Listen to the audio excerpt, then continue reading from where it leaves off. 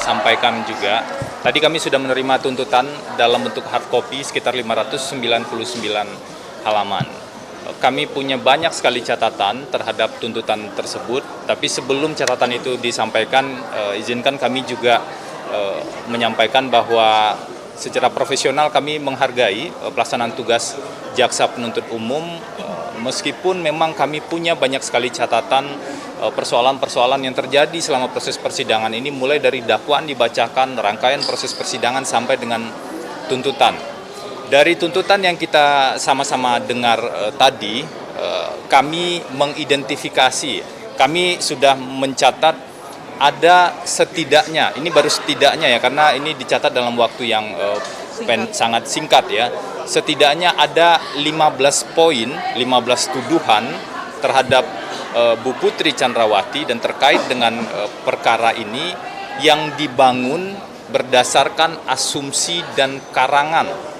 Jadi saya tegaskan lagi, saya sampaikan lagi, setidaknya saat ini kami mengidentifikasi ada 15 tuduhan terhadap Bu Putri Chandrawati terkait dengan perkara ini yang dibangun berdasarkan asumsi dan karangan.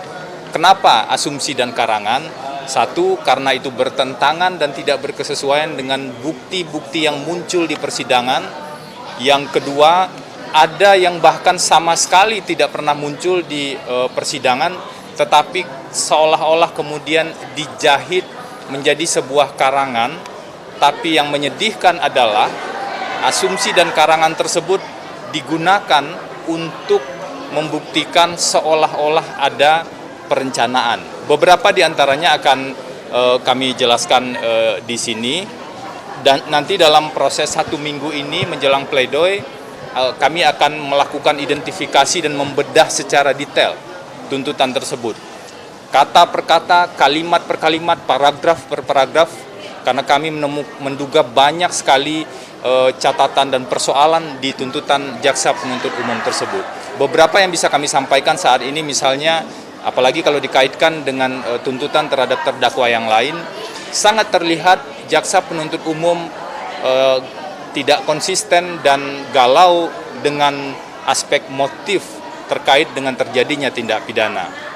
Di terdakwa lain disebut seolah-olah ada motif, di terdakwa yang lain lagi dikatakan motif tidak perlu, tetapi di Bu Putri tadi kita sama-sama mendengar bagaimana posisi jaksa penuntut umum terkait dengan motif. Yang kedua, tentang bukti-bukti adanya dugaan kekerasan seksual yang dipelintir, seolah-olah yang terjadi adalah sebaliknya. Kenapa saya sebut seperti itu? Karena kalau kita lihat rangkaian proses persidangan ini, setidaknya ada 4 bukti tentang adanya dugaan kekerasan seksual. 1, keterangan Bu Putri Chandrawati. Benar bahwa keterangan satu orang tidak bisa digunakan berdiri sendiri. Itu benar. Karena itu kita melihat ada bukti yang lain.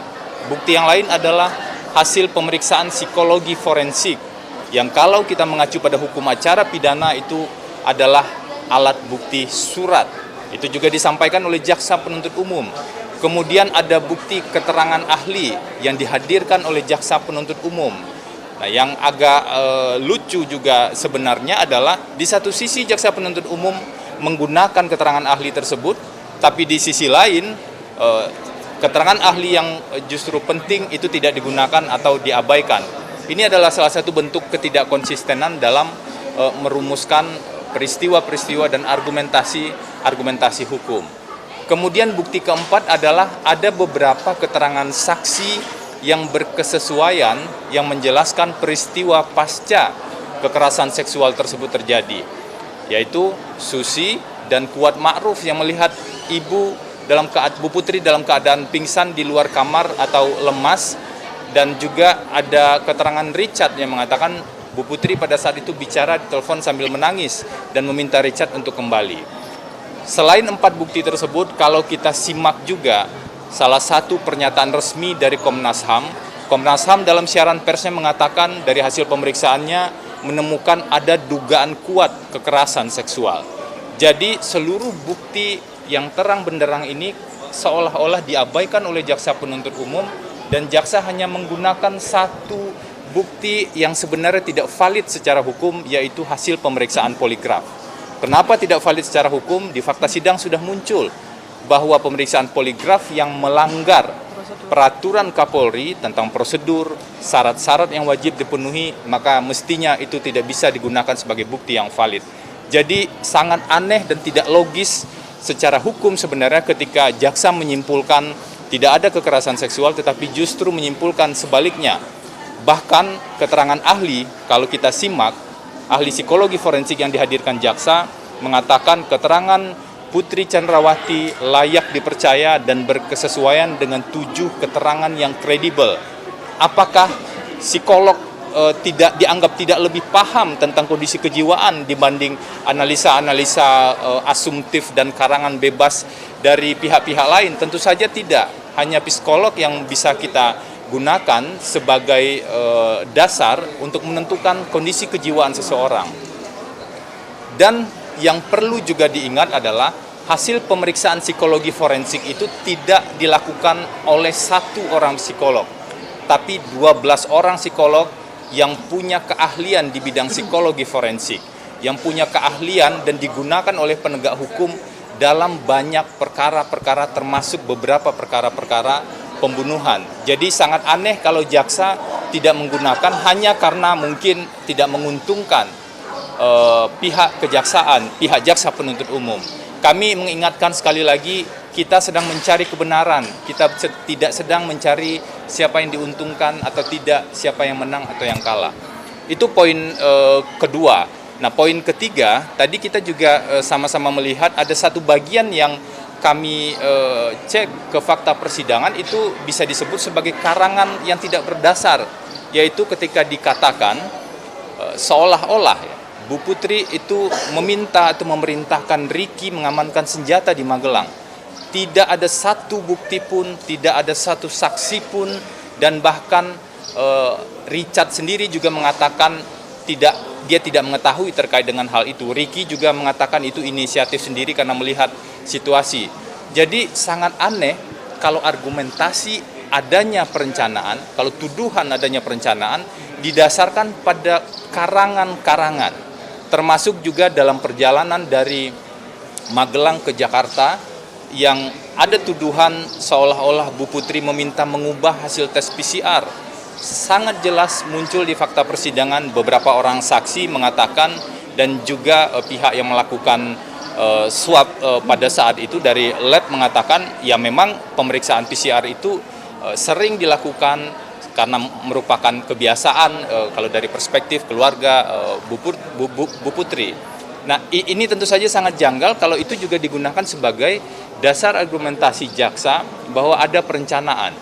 Kemudian yang juga muncul di fakta persidangan secara jelas dalam bukti CCTV bahwa Richard Eliezer tidak pernah membawa senjata Steyr ke lantai 3, itu juga dijelaskan sebaliknya oleh jaksa penuntut umum.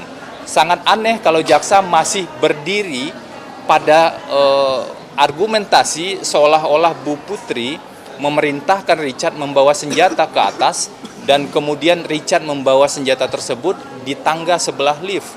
Bukti CCTV tidak pernah memperlihatkan Richard naik tangga sebelah lift mengikuti Bu Putri dan Kuat. Justru bukti CCTV menunjukkan Richard belok ke kiri. Ke kiri itu adalah tempat kamar ajudan, di mana memang biasanya di sanalah disimpan senjata. Jadi begitu banyak sebenarnya tuduhan-tuduhan yang hanya didasarkan pada asumsi atau bahkan karangan-karangan bebas atau bukti-bukti yang rapuh. Kemudian fakta di lantai 3 juga hanya bersandar pada keterangan Richard Eliezer saja. Seolah-olah pada saat itu Bu Putri ada bersama-sama dengan Richard dan Pak Ferdi Sambo terkait dengan proses klarifikasi dan konfirmasi, padahal Bu Putri ada di kamar.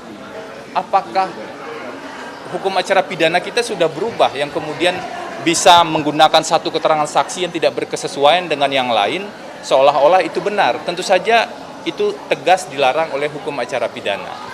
Kemudian ada asumsi-asumsi lain, seolah-olah Bu Putri mengajak J ke Duren 3 dan menggunakan alasan isolasi. Di fakta sidang justru terbukti isolasi itu adalah kebiasaan yang memang dilakukan, dan kami juga mengajukan bukti SOP dari Dinas Kesehatan DKI bahwa setelah PCR memang sebaiknya proses selanjutannya adalah isolasi sambil menunggu hasil.